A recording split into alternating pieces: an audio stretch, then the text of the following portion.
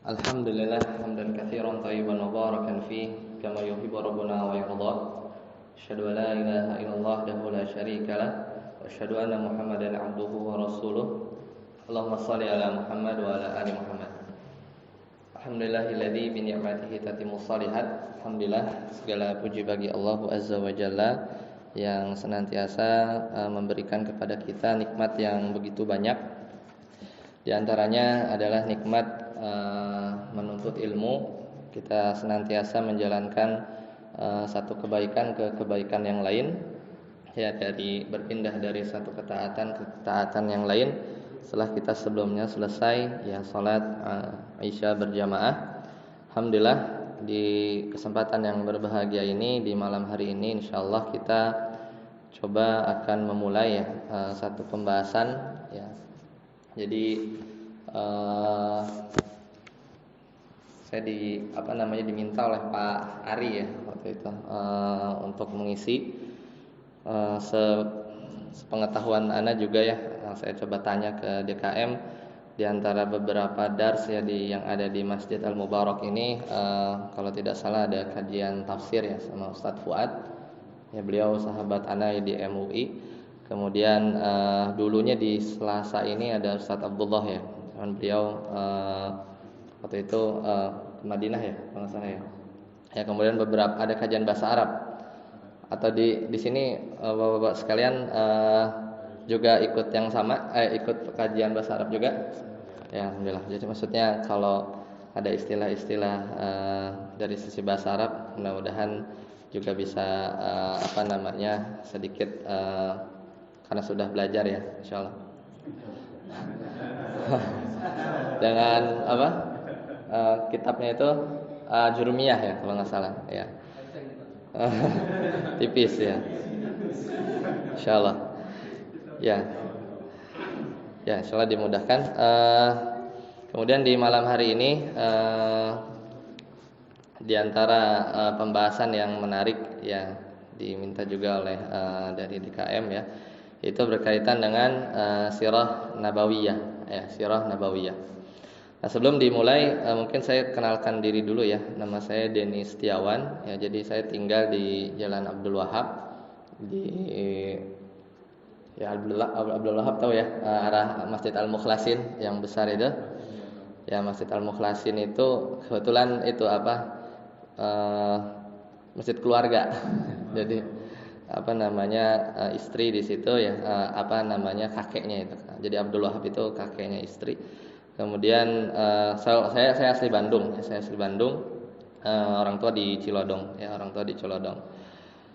Sehari-hari mungkin sama kayak bapak-bapak, saya karyawan, ya, saya engineer ya. Jadi latar belakang saya itu sebenarnya ilmu dunia juga, ya. Di sisi lain juga karena mengenyam S1 juga di Islamic Studies Syariah. Jadi awalnya saya S1 selesai di ITB. Saya jurusan teknik perminyakan. Jadi sekarang juga ngurusin sumur saya di Medco ya, di Medco Energy. Kemudian waktu kuliah dulu ya, pas di ITB jelang berapa semester, saya ngambil S1 lagi. Jadi S1 lagi jurusan Islamic Studies. Di situ juga sampai selesai sama di ITB 4 tahun. S1 Syariah juga 4 tahun. Jadi saya ngambil LC di situ. Kemudian sekarang lagi akhir-akhir tesis, saya lagi ngambil MA.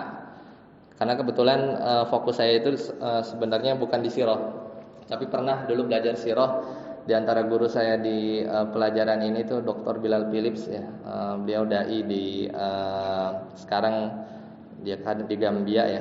Beberapa tahun terakhir itu di Qatar ya. Kemudian disitulah saya banyak belajar. Waktu itu kita pakai mungkin tahu ya, kitab Ar-Rahiq Al-Maktum ya, itu udah diterjemahkan ya, karangan Syekh Saifur Rahman. Karena itu satu makalah yang dia pemenang ya di tingkat dunia dalam penulisan sirah. Udah diterjemahin banyak itu ya, terbitan manapun banyak, ada yang bergambar, ada yang CD gitu ya. Maksudnya ada visualisasinya, itu juga bagus untuk kita punya di rumah ya. Jadi beliau itu dulu menang dapat 50.000 real. Jadi hampir 260 juta ya. Itu tahun 1979. 50.000 real cuman tahun 1970-an. Ya, jadi memang lengkap ya. Jadi lengkap tapi juga tidak terlalu banyak ya. Nah, tergantung nanti cetakan siapa. Ya, nanti sebenarnya materi sudah saya share ke Pak Ari ya, Ustaz Ari. Jadi saya sedikit bikin silabus ya, mungkin nanti bapak-bapak bisa lihat materinya. Jadi memang metode saya mengajar seperti maksudnya semi formal sebenarnya. Jadi biasanya tuh saya ngajar ada slide, jadi kayak kuliah sebenarnya. Karena saya belajar agamanya juga selain dulu waktu zaman kuliah itu sering ke ustadz gitu ya, mulazamah, cuman banyak di kampus gitu. Jadi makanya supaya pelajaran itu karena waktu terbatas ya, kata kita biasanya sampai 8:30 ya, 8:30, makanya harus dibatasi dengan silabus. Jadi kurang lebih sebenarnya saya desain itu kurang lebih ada 24 ya. Jadi satu term itu 8 pertemuan, jadi 8 minggu. Nah, karena itu saya desain dari muqaddimah, mungkin nanti di-share ya sama Pak Ari ya. Muqaddimah. Jadi malam ini agendanya itu muqaddimah dan urgensi mempelajari sirah Nabawi ya. Jadi saya bilang kelas 101 ya, kemudian nanti ada kelas 102 dan 103 sampai menjelang wafatnya Rasulullah SAW ya, dan ditambah sedikit penjelasan dari Khulafaur Rasyidin. Setelah itu selesai. Nah, jadi malam hari ini agendanya itu adalah kita muqaddimah dulu ya, muqaddimah ya dari pembahasan sirah Nabawi ya, sirah Nabawi. Nah, nanti nggak perlu dicatat, nanti slide-nya saya bagikan. Jadi diantara indikator pemahaman malam hari ini, nanti rekan-rekan semua, teman-teman semua itu diharapkan bisa menjelasin ulang kenapa kita harus belajar sirah ya, kenapa kita harus belajar sirah Nabawi. Jadi cuma 3 ya. Jadi goalnya malam hari ini adalah ya, jadi diantara rekan-rekan sekalian itu bisa menjelaskan kembali. Kalau ada orang yang nanya, kenapa sih kita belajar sirah, nggak akidah saja atau fikih saja atau tajwid saja ya, atau yang lain. Nah, nanti saya jabarkan. Kemudian yang kedua, di antara juga goal malam hari ini nanti pulang ke rumah juga kita paham bahwa sumber-sumber sirah Nabawi itu seperti apa ya. Karena kan dulu saya punya buku ya, mungkin di Gramedia gitu banyak ya, itu ada buku kayak Muhammad tapi penulisnya dari luar ya, itu banyak juga. Nah, apakah itu bisa jadi rujukan ya atau tidak, atau itu dari kalangan orientalis ya, maka nanti kita jelaskan. Nah, kemudian kita belum masuk ke pembahasan detail dari Nabi Muhammad SAW. Itu nanti kita di pekan kedua. Nah, itu nanti goal malam hari ini adalah nanti rekan-rekan bisa memahami kondisi ya, geografis ya, kemudian psikologis Jazirah Arab. Karena nanti kita akan mulai cerita bahkan keadaan-keadaan sebelum Nabi ada ya. Kita bercerita sedikit sebelumnya. Nanti itu kita mulai dari nasab ya, bahkan jauh sebelum itu. Ya, jauh sebelum itu aja. Jadi malam hari ini diantara pembukaannya dan pembahasan yang akan kita kaji adalah 3 itu. Nanti kita diskusi berkaitan sumber ya, kemudian nanti bagaimana posisi Jazirah Arab ketika itu ya, dan kenapa Islam itu diturunkan di sana. Ya, baik. Untuk referensi ya, tadi saya sudah sebutkan satu itu Sirah Nabawi ya, karangan Syekh Syaifur Rahman ya, Sofiyur Rahman ya, Al-Mubarak Furi ya, Ar-Rahiq Al-Makhtum. Itu lumayan ya, sekitar 700 halaman terjemahan. Kemudian ini biasanya saya ngambil dari sini. Jadi ini Fiqh Sirah An-Nabawi karangan Syekh Muhammad Al-Buti ya. Jadi ini cukup tipis, cuman pendekatannya beda. Jadi maksud saya, kita nanti belajar sirah bukan kayak belajar sejarah. Karena sirah Nabi itu beda dengan sejarah. Ya, sirah Nabawi itu beda dengan biografi atau autobiografi atau sejarah.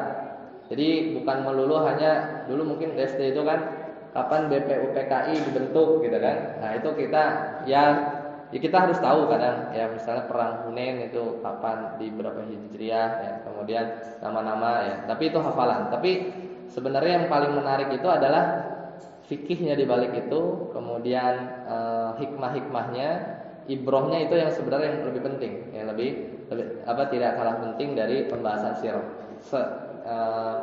Selain dari rentetan timeline ya. Jadi dari 1 Hijriah terjadi ini subjeknya, pelakunya ini dan seterusnya, itu juga harus kita tahu ya. Tapi jauh dari sebelum itu ya, maka kita akan lihat pembahasannya lebih mengkaji dari sisi ya, makanya di sini kitabnya itu Fiqhus Sirah, jadi fikih ya. Jadi makanya kajian sirah itu cabang ilmu tersendiri ya, yang dia bukan kajian sejarah. Karena kalau sejarah itu di cabang ilmu syariat itu ada cabang ilmu tarikh ya. Tarikh itu beda. Jadi tarikh dengan sirah itu satu yang beda. Ya. Dan tidak ada gambaran yang secara lengkap ya, atau sirah secara lengkap ya, dari para nabi pun, dari Nabi Adam sampai Nabi Isa itu nggak ada yang selengkap Nabi Muhammad SAW. Jadi ini menarik. Makanya zatnya Nabi ya, bahkan waktunya Nabi ya, bahkan Allah waktu yang di mana Nabi Muhammad SAW itu hidup itu memang berkah ya, dan al-mathalul a'la itu role model dan contoh ideal ya, contoh ideal.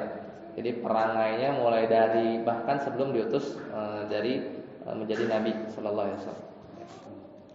Baik, kita mulai. Tadi itu indikatornya. Jadi kita coba lihat. Saya coba buka dari materi yang saya buat tadi ya. Jadi kita mulai dari tentang pembahasan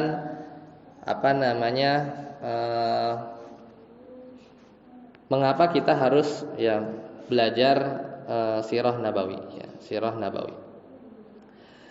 Jadi yang pertama ya, diantara poin penting ya yang bisa kita ambil ya, atau kita duduki di awal ketika kita membahas sirah ya, bahwasanya tadi yang pertama bahwa sirah itu fikih sirah atau sirah nabawi itu bukan kajian sejarah. Jadi dia satu cabang ilmu tersendiri ya, dan dia bukan seperti tarikh ya. Tarikh itu biasanya ada di sosok-sosok selain Nabi ya, sosok-sosok selain Nabi sallallahu alaihi wasallam. Nah, kemudian ya ketika kita memahami kajian dari sirah ini ya, maka kita akan mempelajari semua aspek ya. Bahkan dulu ya, atau dari Ibnu Mas'ud ya, ketika Rasulullah sudah wafat sallallahu alaihi wasallam ya, bahkan beliau itu punya satu majelis yang hanya khusus menjelaskan peperangan Nabi. Itu dari pagi sampai sore ya. Isinya itu cuman cerita tentang peperangan Nabi sallallahu alaihi wasallam. Ya, jadi memang sirah ini dari awal ya, dari para sahabat pun mereka sudah mulai meskipun belum tertulis, tapi itu sering diceritakan ya. Makanya kata sebagian ulama, kalau seandainya istri-istri kita itu menghabiskan kata-katanya itu untuk bercerita ya, itu sirah Nabi nggak akan kelar gitu. Timbang dia harus, kan perempuan itu kan kebutuhan untuk berbicaranya lebih banyak daripada laki-laki ya. Seandainya kapasitas itu dipakai untuk ceritain ceritain sirah nabawi ke anak-anaknya, maka niscaya itu akan bermanfaat ya, ya. Jadi pertama ya, bahwa kepribadian Nabi ya, nanti kita akan belajar di situ. Kita akan melihat bahkan gerak-gerik ya dari awal ya, perilaku Nabi ya, kondisi-kondisi Nabi ya sallallahu alaihi wasallam, sampai nanti ya ketika Allah memberikan beliau wahyu ya di saat kenabian. Nah, kemudian yang kedua, dari sirah nabawi ini ya, kita mendapat al-mathalul a'la. Jadi kita dapat satu contoh ideal Jadi segala aspek, mulai misalnya dari pemimpin, kepala rumah tangga, ya, kemudian pendidik, ya, orang tua, kemudian anak, ya. Jadi semua aspek yang kajian-kajiannya itu biasanya terputus-putus gitu ya, atau terpisah-pisah, maka ketika pengkajiannya itu dilakukan dalam kepribadian Nabi, semuanya masuk, ya, semuanya masuk. Karena Allah Taala berfirman surat Al-Ahzab, ya, laqad kana lakum fi rasulillahi uswatun hasanah, ya. Jadi sama-sama kita hafal ya ayat ini. Jadi Allah Taala berfirman laqad kana lakum, ya, fi rasulillahi uswatun hasanah. Ini ayat turun, ya, ketika itu, ya, dalam perang Khandaq. Jadi laqad kana lakum fi rasulillahi uswatun hasanah itu turun, ya, ayat ini ketika di perang Khandaq. Jadi ketika itu, ya, perang Khandaq itu satu perang yang perlu energi besar, ya. Bahkan hampir-hampir sebagian orang munafik itu nggak mau lanjut lagi, ya, untuk berperang karena saking beratnya peperangan ini. Ya, kemudian Nabi itu jadi sosok teladan yang dia terus maju. Di situ kan kelaparan, kekurangan bahan makanan, ya, ketika itu. Dan akhirnya beberapa sahabat ngikut. Karena melihat Nabi itu kok seberani itu dan seteguh itu, ya, tetap melanjutkan atau tetap bertahan di posisinya. Karena nanti kita detailkan di pembahasan perang Khandaq. Tapi berbicara ayat tadi itu bukan lagi dalam turun ayat ini bukan dalam kondisi normal, misalnya Nabi lagi mengajari, enggak. Itu lagi di peperangan. Terus apa hubungannya, ya, ketika itu dengan ayat ini? Laqad kana lakum, ya, sungguh, ya, telah ada pada diri Rasulullah, sampai-sampai dalam sahabat itu ngikut meneladani keteguhan beliau dalam perang Khandaq tadi. Ya, makanya ditekankan dengan lam, ya, sungguh, ya, kemudian qad, sungguh lagi, ya kan? Kana la ditekankan lagi, kemudian pakai fi lagi.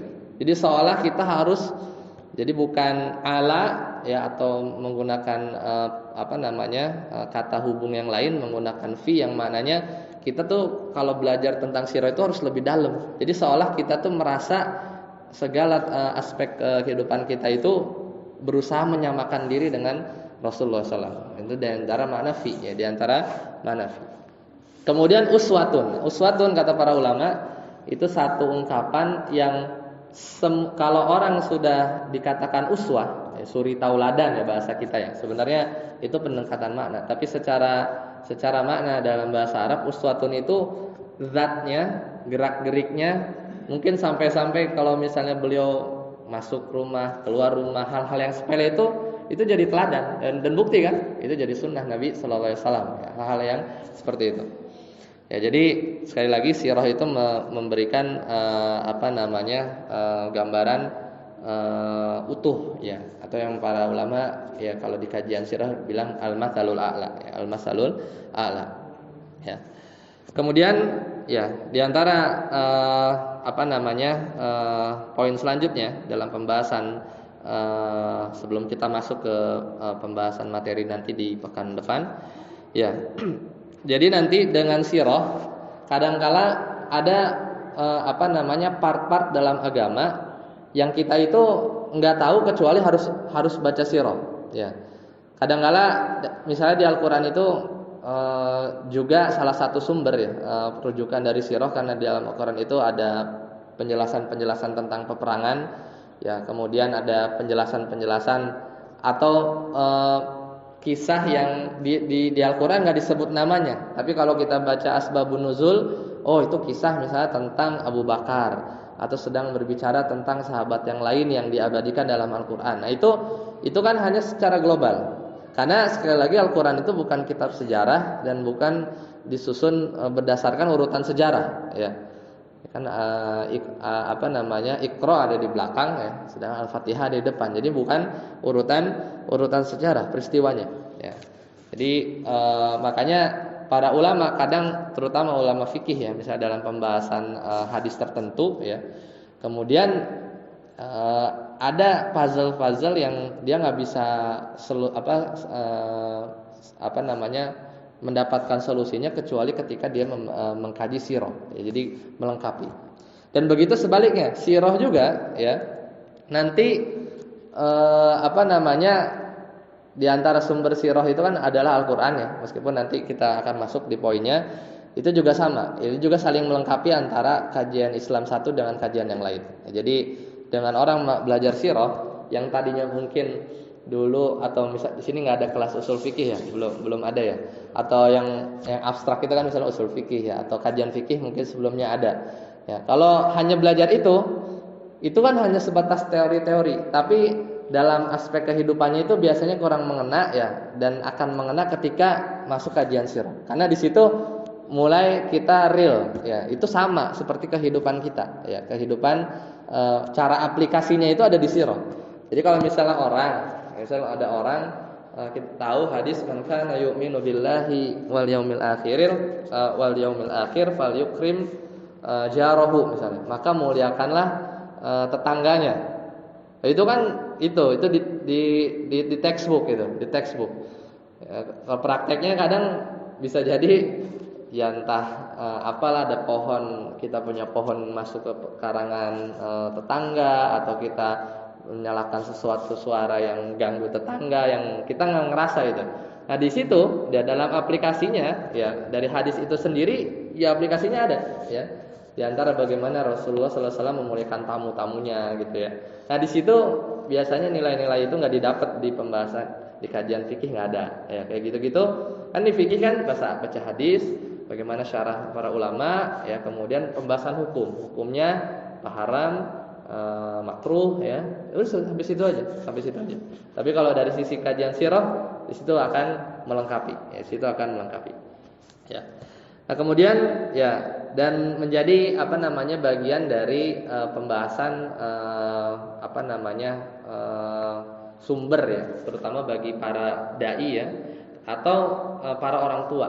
Nah ini para orang tua, karena di fase-fase kehidupan Nabi pernah jadi orang tua ya, pernah menjadi orang tua dikarenakan anak dari Khadijah ya, dan bagaimana ya beliau ya memposisikan sebagai anak dan orang tua. Di situ juga kita bisa melihat ya, Nah itu diantara poin-poin yang menjadikan sirah Nabawi itu menjadi penting ya untuk kita bahas ya. Nah kemudian selanjutnya ya, kalau di slide ini ada di slide selanjutnya. Jadi kita akan masuk ke pembahasan tentang sumber-sumber tadi ya, saya udah bilang ya. Jadi goalnya mudah-mudahan bisa tertangkap ya. Nah kita membahas tentang sumber-sumber sirah Nabawi. Di awal saya cerita ya, jadi dulu waktu mungkin pas saya kuliah itu saya pernah ngumpulin beberapa buku ya sirah ya, baik itu di sirah Khulafaur Rasyidin, bukan sirah itu kisah lah ya, atau biografi, biasanya biografi istri-istri Nabi ya. Nanti kita akan bahas, tapi mungkin di pertemuan ke-20-an karena itu di belakang. Kemudian di antara sumber-sumbernya ya, sumber-sumber sirah Nabawi ini menjadi krusial. Kenapa? Karena pembahasan sirah itu biasanya dipakai oleh orang-orang orientalis ya, itu sebagai bahan bakar untuk menjatuhkan Islam ya. Baik itu dari sisi kesahihannya, maksudnya entah dari mana itu mereka punya sumber kemudian mengatakan bahwa misalnya Nabi SAW ya tidak patutlah kita sebut di sini gitu ya, yang hal-hal yang kurang enak disebut ya, itu ada nih Rasulullah dituduh seperti itu ya, kadang dibuat karikatur oleh mereka, atau ya itu dari sisi kesahihannya kita nggak tahu. Kemudian yang kedua, memahami konteks kejadian saat itu. Nah itu juga menjadi senjata tersendiri bagi mereka. Kemudian yang ketiga, kadang mereka menjadikan sirah Nabawi untuk mendukung ya misalnya katakanlah agama yang lain, misalnya mendukung bahwa Yahudi misalnya yang benar gitu kan. Buktinya kadang di situ syubhat masuk bahwasanya, atau Nasrani yang benar, karena dulu di awal-awal kenabian waktu beliau itu Ini saya spoiler ya, sebenarnya ceritanya nanti ketika beliau diajak berdagang ke Syam oleh pamannya, itu ada hadis yang sahih ya, kemudian di situ dikisahkan bertemu dengan seorang pendeta. Nah, di situ cuman cuplikan itu, padahal ketemunya juga kalau dihitung mungkin nggak sampai hitungan sehari pun enggak.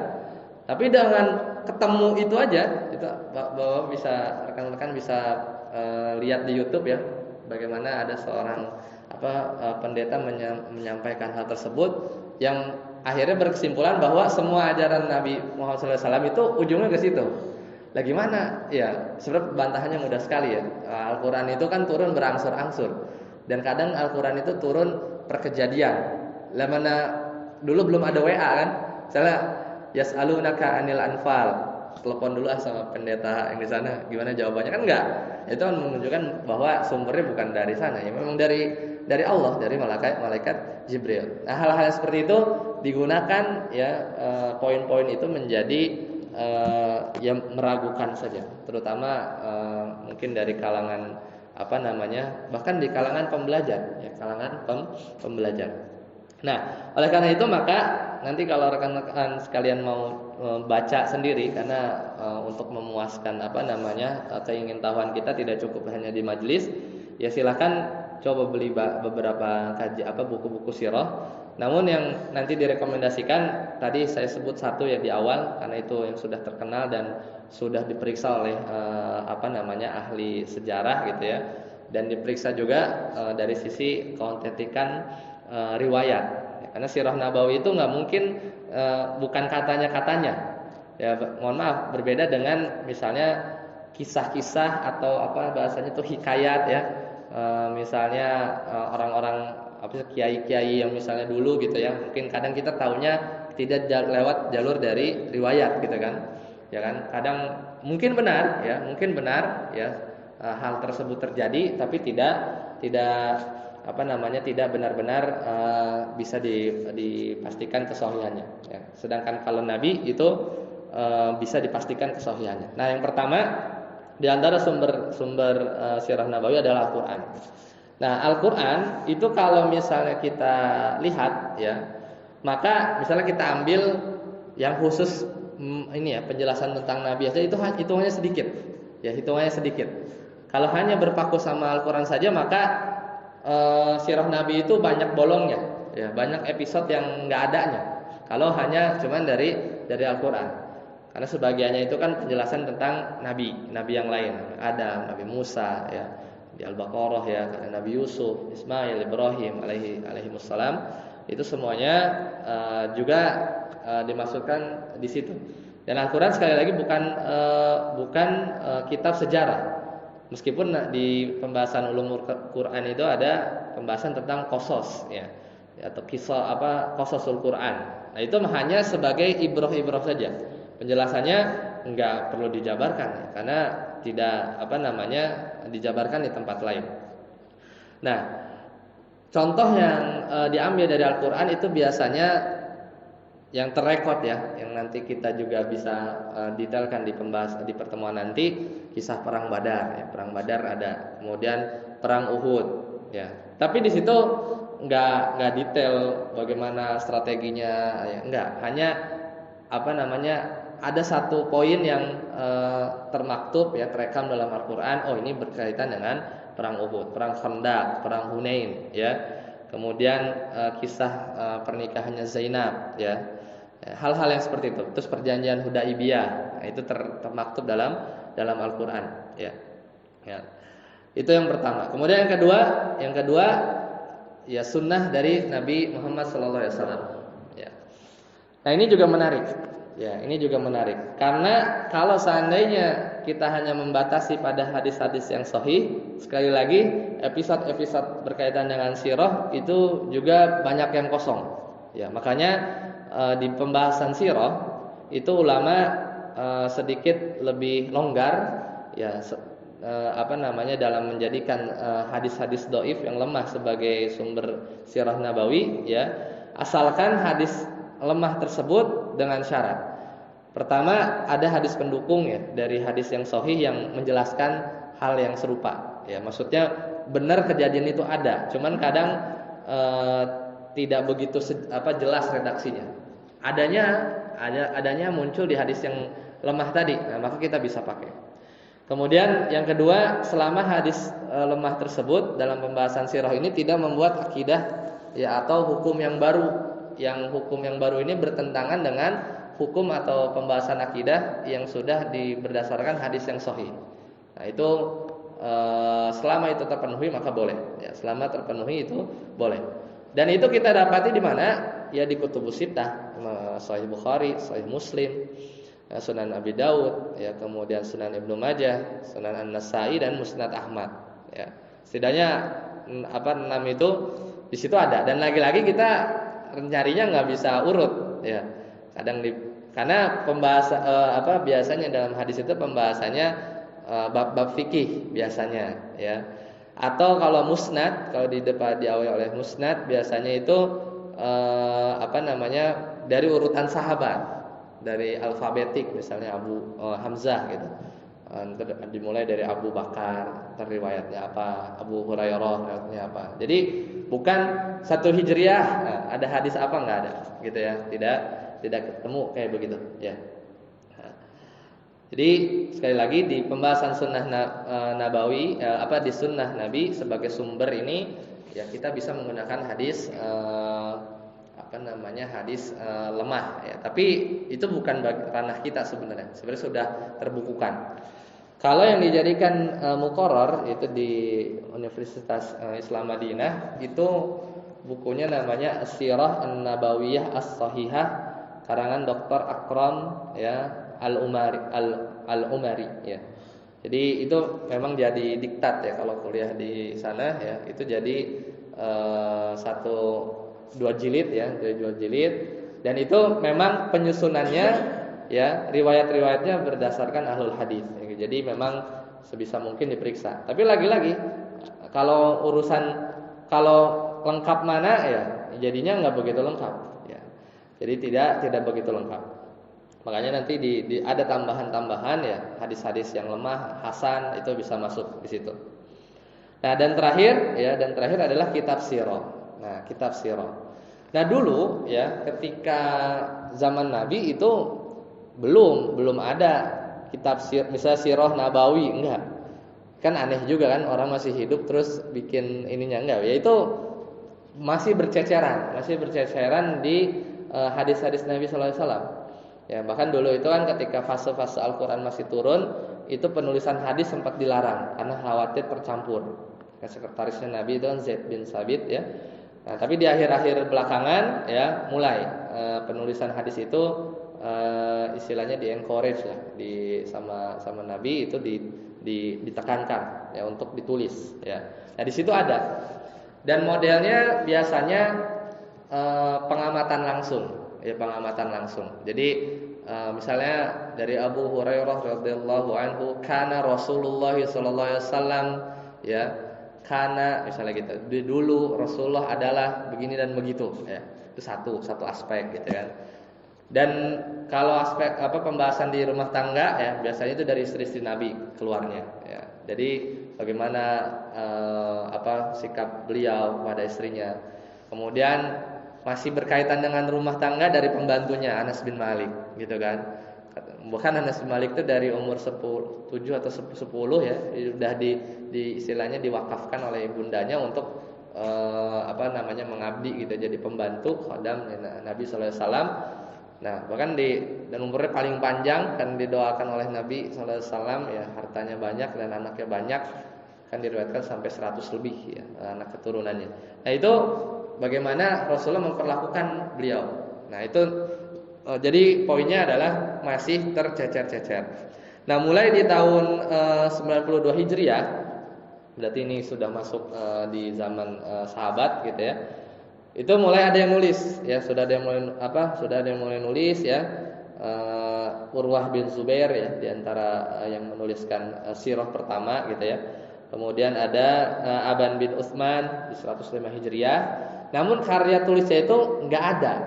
Jadi kok bisa tahu bahwasanya ada kitab sirah dulu? Ya itu dari riwayat ya. Dan kita tahu cuplikan-cuplikannya itu karena bukunya itu nggak ada.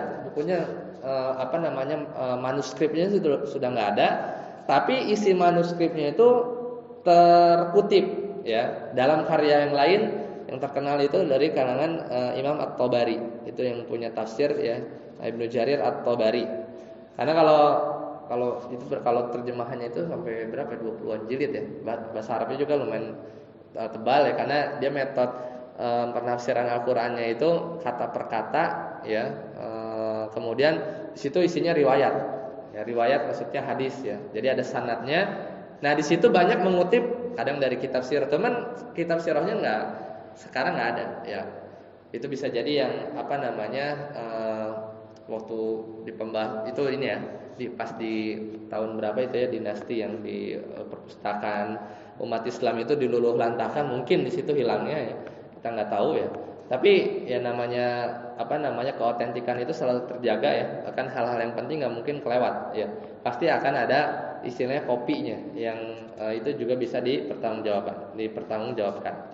Dan pada akhirnya yang terkenal itu adalah karangan Ibnu Ishaq ya. Nama kitabnya itu adalah ya Al-Maghazi. Di Muhammad bin Ishaq di tahun 152 itu punya kitab sirah yang paling lengkap, namanya Al-Maghazi, dan sayangnya Al-Maghazi ini juga nggak ada. Nah, yang terkenal mungkin rekan-rekan sekalian tahu ada sirah ya Ibnu Hisham. Pernah dengar nggak? Sirah Ibnu Hisham. Nah, ini karangan beliau ya. Ini satu kitab sirah yang kalau dibilang lengkap, cukup lengkap ya, cukup detail. Cuman bacanya lumayan pusing ya, karena di situ banyak riwayat gitu kan. Jadi kan baca cerita kan enaknya kan udah langsung intinya apa sih gitu kan. Kalau misalnya dari ini berkata, ini poinnya apa sih gitu. Nah, itu metodenya masih begitu. Nah, Ibnu Hisham ya, atau yang biasa terkenal nama aslinya itu Abu Muhammad ya, Abdul Malik. Terkenalnya Ibnu Hisham. Makanya seringnya didengarnya itu Sirah Ibnu Hisham. Termasuk yang klasik. Nah, itu sebenarnya ini aja, dia tuh mereka ulang karangan tadi Al-Maghazi. Nah, di situ. Udah, kitab turunan sirah-sirah yang ada yang tadi ya, dari Ar-Raqiq Al-Maktum ya, kemudian inilah fikih sirah, itu pasti ngerujuk ke situ ya. Ya karena meskipun nanti ada tambahan-tambahan yang lain, itu tergantung dari penulisnya mau munculkan tema itu atau enggak. Ya, jadi itu yang terkenal. Jadi sirah Ibnu Hisham itu juga sudah diterjemahkan. Ya, cuman kalau saran saya mungkin jadi wishlist yang kedua ya, wishlist yang kedua untuk baca itu. Ya kadang butuh niat ya, baca sirah itu butuh niat. Lebih enak ceritain atau dengerin kajian-kajian ustadz gitu ya, banyak di YouTube seperti itu ya. Nah kemudian ada yang tematik itu aspek saja. Pernah dengar kitab ini Syama'il Muhammadiyah ya, Syama'il ya, itu karangan Imam At-Tirmidzi. Itu cuman ini aja aspek raganya beliau gitu, rambutnya gimana gitu kan, kemudian bagaimana perangainya, itu aja, tapi nggak ngomongin perjalanan peperangan nggak. Nah, kemudian ada Dalail an-Nubuwah ya, itu juga tematik saja ya, hanya dari satu aspek. Kemudian kitab yang terkenal yang karena Ibnu Qayyim ya, Zadul Ma'ad, itu sebenarnya kitab sirah sebenarnya ya, tapi dari sisi aspek yang lain ya. Selesai itu pembahasan tentang sumber-sumbernya. Jadi dari sini kita bisa paham bahwa nggak sembarangan untuk mengambil sirah nabawi, karena ini berkaitan dengan ya, saya belajar sirah ini belajar agama. Karena ketika salah gitu ya memahami atau mengambil rujukan ya dari sumber yang kita baca, maka itu bisa menyesatkan pemahaman. Ya, baik, selesai pembahasan tentang sumber. Nah, kemudian masuk ke poin selanjutnya. Kalau di slide itu berkaitan dengan, kenapa Jazirah Arab itu dipilih? Ya, kenapa nggak di Sawangan gitu kan? Atau yang lain? Jadi saudara kalau melihat peta itu ya, Piala Dunia kan di Qatar ya. November nih. Itu Jazirah Arab tuh dari Saudi ya, Saudi, sudah ada Qatar, ada Bahrain, bawahnya Yaman, tahu ya itu. Kemudian di atas ada Suriah ya, kemudian ke sini ada Mesir, Afrika kan. Nah, itu memang kalau dari sisi geografis di tengah.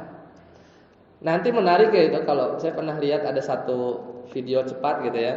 Itu gimana ekspansi ketika zaman Umar, Abu Bakar itu memang coba seandainya turunnya itu di Afrika.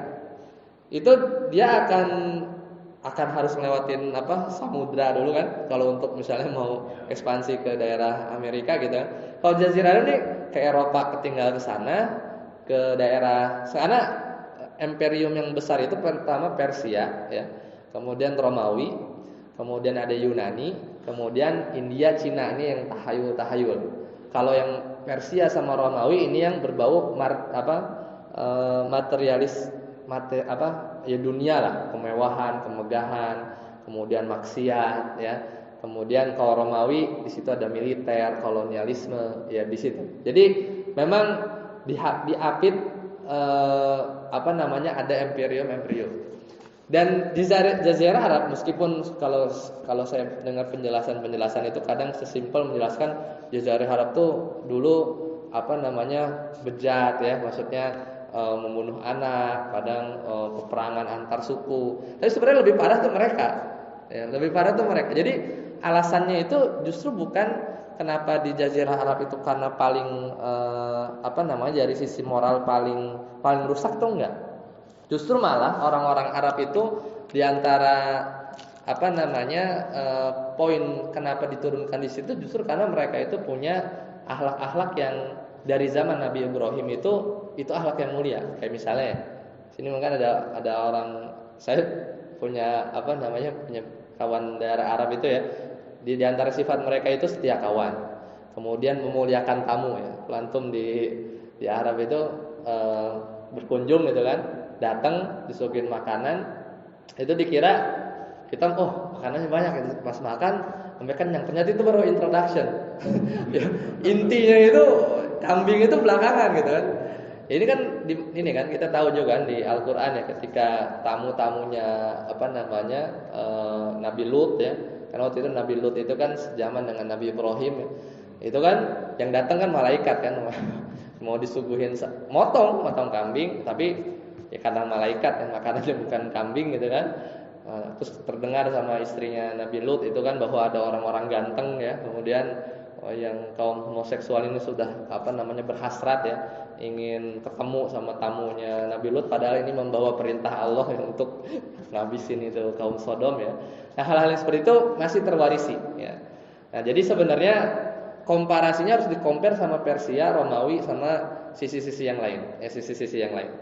Nah, pertama itu ada bangsa Persia. Ya, jadi kita ngomong satu titik Jazirah Arab, nanti kita bandingin sama Persia. Persia ini rusaknya itu pertama ya.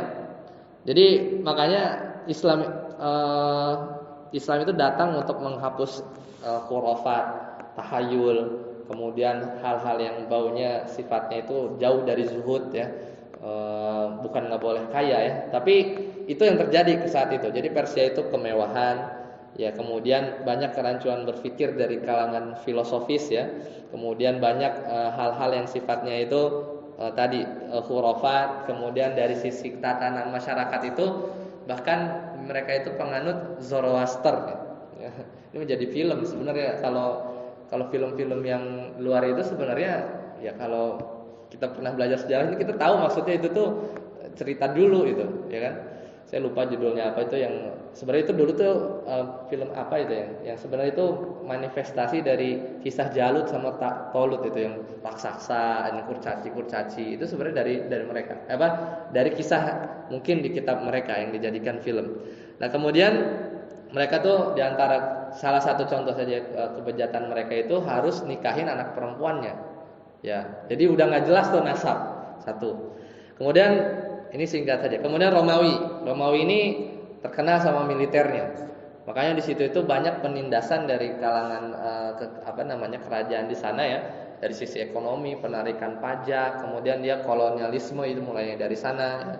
Ya kemudian ambisi untuk ya urusan dunia, Nah, kemudian di Yunani, mulai Yunani ya, ini ada 5 imperium, Persia, Romawi, Yunani, India ya, atau daerah Cina. Ya, kita di sini dulu jadi nggak tahu ya, itu arah Asia Tenggara itu lebih ke arah khurafat. Ya makanya nanti Islam datang itu benar-benar di tengah. Jadi di tengah-tengah antara kaum imperium yang sifatnya materialisme ya, dia itu kekayaan, hura-hura, ya bermain perempuan, ya zina, hubungan seksual bebas itu udah nggak karuan. Kemudian juga diapit sama yang ekstrim kanan atau daerah-daerah seperti India ya. Ini maksudnya ini ngomongin negara ya. Dulu itu maksudnya daerah-daerah bawah. India, Cina itu yang ya khurafat lah, hantu gitu kan. Itu kan kita kan dalam Islam itu kita kan menjaga itu kan, menjaga hal-hal yang seperti itu masuk kan. Makanya syariat itu menyempurnakan. Kemudian juga menahan-nahan orang dari hal-hal yang sifatnya materialisme. Ya, jadi hanya seolah-olah kita tuh hidup hanya di dunia doang. Nah, itu kan terrepresentasi dari kelakuan mereka tadi ya, orang-orang Persia dan Romawi. Nah, sedangkan di Jazirah Arab meskipun kalau kita nanti detail masuk itu di sana katakanlah sering suka perang, tapi backgroundnya apa? Backgroundnya itu harga diri. Dia menjaga kehormatan keluarganya, atau kan nggak mau ada anaknya misalnya terlukai ya biasalah itu ya itunya jelek, cuman backgroundnya itu dari satu hal yang sebenarnya terpuji. Kemudian yang kedua kesetiakawanan ya, kesetiakawanan itu bahkan sampai satu contoh menarik itu satu sahabat enggak sahabat, ini beliau kafir ya, ketika itu waktu di zaman Nabi ya, beliau itu ayahnya itu dibunuh ya, kalau nggak salah anak dari Abu Jahal.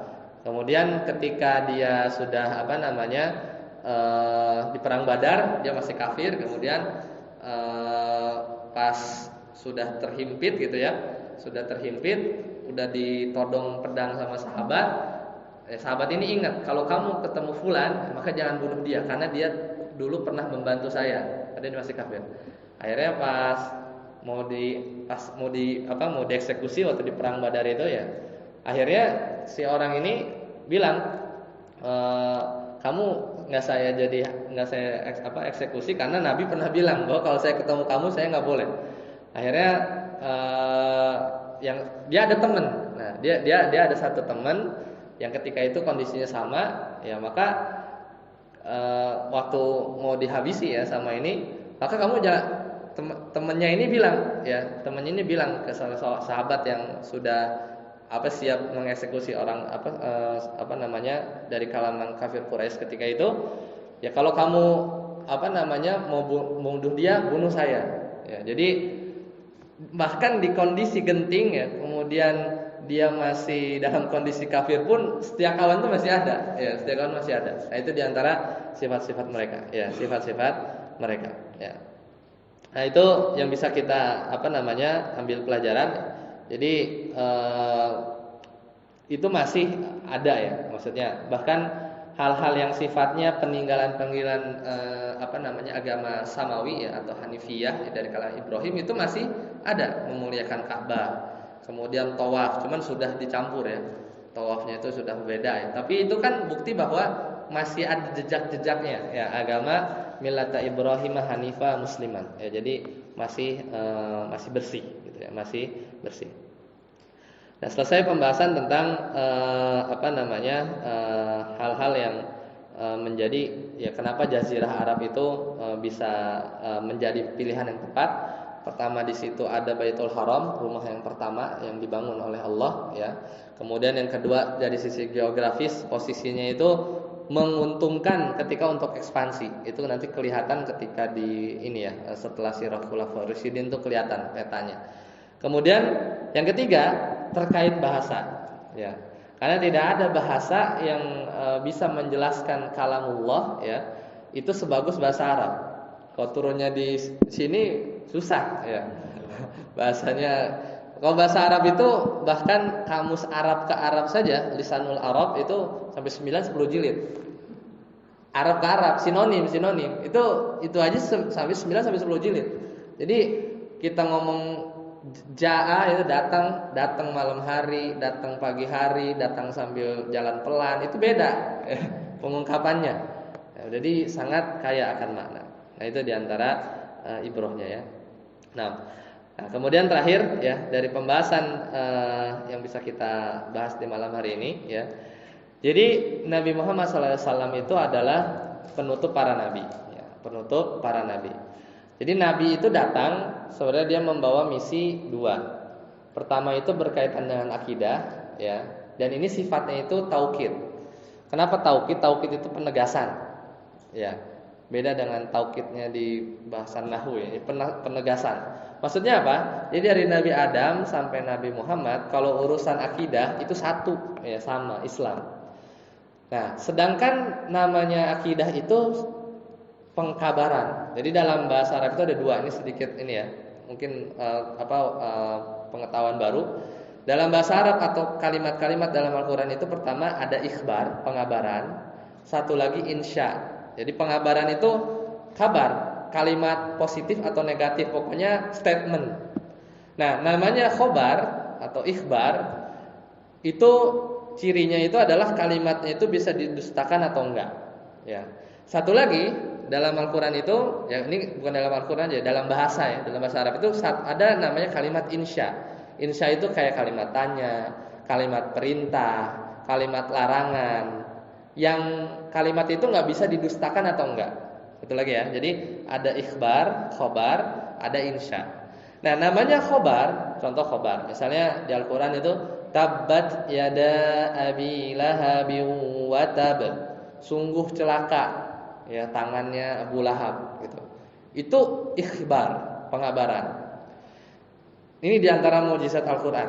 Seandainya ya misalnya Abu Lahab iseng ya, tapi ini nggak kejadian untungnya, dan mau menjatuhkan dakwah Nabi Muhammad SAW ya, itu dia tinggal gampang dia bersyahadat. Ini seandainya Abu Lahab iseng nih, ketika di zaman Nabi itu dia gampang aja ngejatuhin Nabi itu, menjatuhkan Al-Quran itu ya, terutama ayat ini tabbat yada abi lahabi wa tab, itu gampang aja. Dia tinggal masuk Islam, asyhadu alla ilaha illallah, kemudian habis itu dia murtad. Maka ini khobarnya itu jadi nggak valid lagi. Tapi nyatanya nggak ada dalam sejarah kita tahu diriwayatkan bahwa Abu Lahab itu sempat Islam dulu, kemudian murtad lagi, nggak ada. Islamannya memang kafir. Karena kalau Abu Lahab sempat masuk Islam, boleh repot ini. Ini khobar itu kalau apalagi Khalik ya, sang pencipta sudah istilahnya menyampaikan kalamullah, suatu statement itu nggak bisa diralat. Yang diralat-ralat itu hukum. Itu yang kalimatnya insya. Misalnya dulu khomer belum dilarang, ntar datang lagi kadang ayat dinasakh, ya ada ayat yang baru menghapus. Itu boleh, itu bukan revisi, tapi memang penyempurnaan aja atau step by step lah dalam pelarangan. Itu boleh, terbuka lah. Itu masih dinamis sampai nanti ayat terakhir Al-Quran turun. Tapi kalau urusannya kabar-kabar begini nggak bisa. Nah, paham ya? Jadi ini mukjizat Al-Quran yang sangat kita pahami. Nah, balik lagi yang tadi, ketika kita tahu bahwasanya dari Nabi Adam sampai Nabi Isa itu satu, bahwasanya mengajarkan tauhid ya hanya mengesahkan Allah. Lah, kok ketika kita klaim-klaim mereka nih, kalau kita nanti bahas ya, Nasrani dia bilang kok Tuhan itu ada 3. Tapi ini yang benar kata mereka gitu kan. Ini dari Nabi Isa. Atau orang Yahudi yang mereka mengatakan Uzair ibnullah. Oh, ini kok enggak sepadan. Kalau orang Nasrani bilang Trinitas itu dari Nabi Isa, berarti itu khobar. Ya, kan dari Nabi. Nabi itu dia dapat statement, kan dia punya Injil. Kemudian orang-orang Yahudi dia bilang, atau tadi misalnya Uzair anak Allah, ini udah di luar dari konsep tauhid. Ini bilang dari Taurat, ya bilang dari Taurat, dan itu dari Musa, Nabi Musa alaihissalam. Dan ini khobar. Sekarang mau percaya mana? Khobar yang dari Nabi Isa yang konsepnya begitu, kemudian khabar dari Nabi Musa yang konsepnya seperti itu dengan khabar dari Nabi Muhammad SAW yang pada akhirnya kita tahu beliau itu mendakwahkan tauhid. Maka harus ada yang dicoret salah satu karena nggak mungkin digabung. Nah, dari situ kita tahu memang sebenarnya jelas sih dalam ayat orang-orang Nasrani dan Yahudi itu bukannya nggak tahu Nabi itu Nabi Muhammad itu benar. Bahkan kata mereka dalam Al-Qur'an ya, ya'rifunahu kama ya'rifuna abna'ahum. Jadi orang Nasrani yang benar atau orang Yahudi yang benar itu mengetahui Nabi kama ya'rifuna abna'ahum, seperti mereka itu tahu anak mereka sendiri. Ada nggak di sini yang nggak tahu anaknya sendiri? Kecuali anaknya udah lebih dari 10 ya. Ada orang yang lupa sama nama anaknya. Tapi kenal anak tuh tak istilahnya itu sesuatu yang dikenal. Ya, dan nah pertanyaannya kenapa mereka akhirnya tidak beriman? Ya jawabannya ya Allah berfirman dalam surat ya jadi karena kedengkian mereka ya, karena kedengkian mereka saja itu yang menjadikan mereka tidak mau beriman. Ya inna dina indallahil Islam wa makhtalafal ladzina utul kitaba illa min ba'di ma ja'ahumul ilmu baghyan bainahum. Di situ poinnya. Jadi dia tahu bahwasanya Nabi itu mengajarkan tauhid ya. Kemudian tidaklah mereka wa makhtalafal ladzina utul kitab, dan tidaklah orang-orang yang diberi kitab Injil Nasrani dan Taurat Musa itu ikhtalafa illa kecuali mimba dimaja'ahumul ilm, setelah mereka tahu datang ilmu bahwasanya Nabi itu memang membawa risalah terakhir, baghyan bainahum, karena dengki ya, karena dengki. Lebih-lebih Yahudi itu tahu. Nasrani yang nanti pendeta di Bukhara itu dia tahu. Itu salah satu yang masuk ya beriman kepada Allah Subhanahu wa taala. Ya, jadi itu diantara alasan ya, atau bahwasanya Nabi itu dakwahnya sama. Adapun syariat itu beda. Dan syariat dari awal sampai sekarang itu sifatnya itu penyempurnaan, bahkan peringanan. Jadi kalau kita tahu rukhsah itu keringanan. Dalam ushul fikih itu ada rukhsah, ada azimah. Azimah itu yang berat-berat. Ya. Kalau di syariatnya Nabi Musa itu justru kita itu menghindari rukhsah. Ya. Buktinya nanti di syariatnya ini kan dari Nabi Ishak ya sampai Nabi Isa itu kan semua Bani Israel. Di syariat Nabi Isa itu ada syariat-syariat Musa yang berat ya. Syariat-syariat Nabi Musa yang berat itu diringankan. Bahkan di zaman di syariat Nabi Muhammad itu sebenarnya udah paling ringan. Contoh kecilnya yang kisah Isra Mi'raj, suruh 50 jadi 5 kan. Itu bukti memang syariat terakhir Nabi Muhammad sallallahu alaihi wasallam itu dibangun atas penyempurnaan yang sebenarnya kalau di-compare dengan syariat-syariat terdahulu itu jauh lebih ringan ya, jauh lebih ringan ya. Nah, selesai ya. Jadi kurang lebih itu yang bisa saya sampaikan. Yang mudah-mudahan nanti di sini ada semangat ya sebelum kita nanti masuk ya, dan kita tahu latar belakang mengapa kita harus mempelajari sirah ya Nabawi.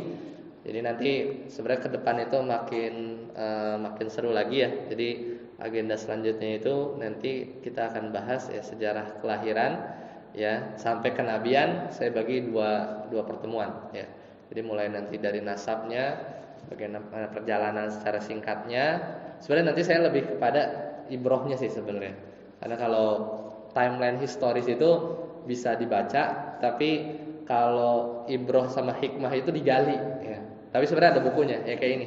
Dari sini sebenarnya. Saya ambil dari sini. Jadi ibroh sama hikmah itu yang kadang nggak kepikiran. Kadang kalau cuman misalnya nanti kan itu kan kadang dinyanyiin ya sama anak-anak TPA gitu kan. Ibunya Aminah gitu kan. Ya, terus wafatnya itu kan itu memang bagus ya. Maksudnya dalam artian untuk mengenalkan gitu ya, mengenalkan bagi ke anak-anak ya dengan metode ya. Sudah ada metode-metode yang menarik lagi ya terkait pembahasan sirah itu. Tapi itu jadi modal sebenarnya, jadi modal.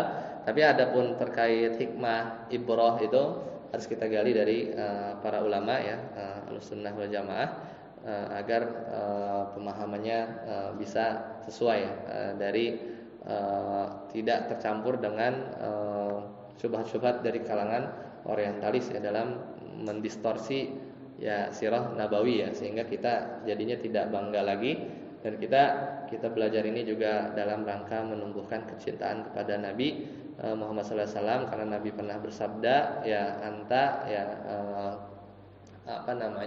kalian akan dikumpulkan ya man ahbabta ya kepada orang yang dicintai. Ini hadis yang bikin Anas bin Malik itu sumringah ya, beneran gitu kan. Jadi kalau kita mencintai seseorang, kita nanti di akhirat itu akan dikumpulkan sama orang yang dicinta. Makanya jangan sampai kita salah mencintai dan mengetahui ya perjalanan seseorang, dan kita dipertemukan kembali ya terutama nanti di akhirat kelak ya kepada sosok yang mulia suri tauladan kita, yaitu Nabi Muhammad sallallahu alaihi wasallam. Baik, kita akhiri. Subhanakallahumma bihamdika asyhadu an la ilaha illa